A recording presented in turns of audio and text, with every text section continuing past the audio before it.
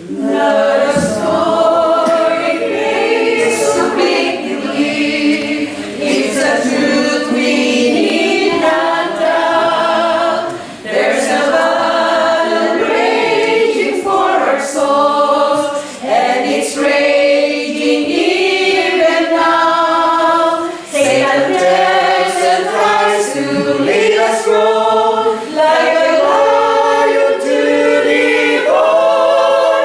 But the Lord remains our strength.